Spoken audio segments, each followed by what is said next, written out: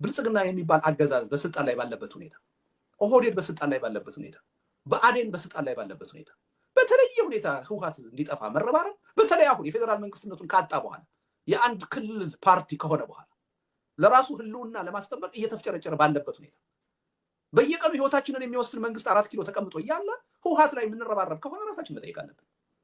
እኔ ጤነኛ አመለካከት ነው ይሄ አላምንም። እኔ በየቀኑ ያለኝን ህይወት የሚወስነው አሁን ህወሓት አይደለም፣ ብልጽግና ፓርቲ ነው።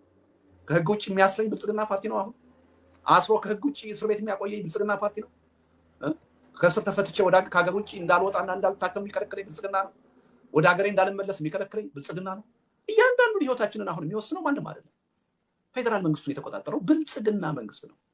ህወሓት አሁን ለራሱ ህልውና የሚፍጨረጨር አካል የሚገርም ነው። መንግስት እሱ ይመስላል። አሁን አብዛኞቻችን የምንረባረበው ቲፒኤልኤፍ መጥፋት አለበት።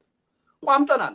ሰርቲፊኬቱ ተሰርዞ ህወሓት ከምድረ ገጽ ጠፋ የሚል ዜና ለመስማት ብዙዎች ቋምጠዋል። ትልቅ ድል መስሎ ነው የሚታያቸው። ቲፒኤልኤፍ ከኢትዮጵያ ፖለቲካ ሲወጣ የኢትዮጵያ ችግር የሚፈታ ቢሆን ኖሮ ብልጽግና አሁን ዴሞክራት መንግስት ሆኖ ይቀጥል ነበር። 7 ዓመት አየነው። ከብልጽግና ፓርቲ ቲፒኤልኤፍ ተለይቶ ብልጽግና የባሰ ህወሓት ሆኖ ነው የቀጠለው። የባሰ አፋኝና አረመኔ ሆኖ ነው የቀጠለው። እውነቱን እንነጋገር ከተባለ አሁን ባለው ተጨባጭ ሁኔታ መጥፎን ነገር እናነጻጽር ከተባለ ከሌላው የኢትዮጵያ ክፍል የተሻለው የትግራይ ነፃነት ተቃውመህ መዋል ማድረግ ትችላለህ። እዛ ትችላለህ። ሌላው ኢትዮጵያ ትችላለህ።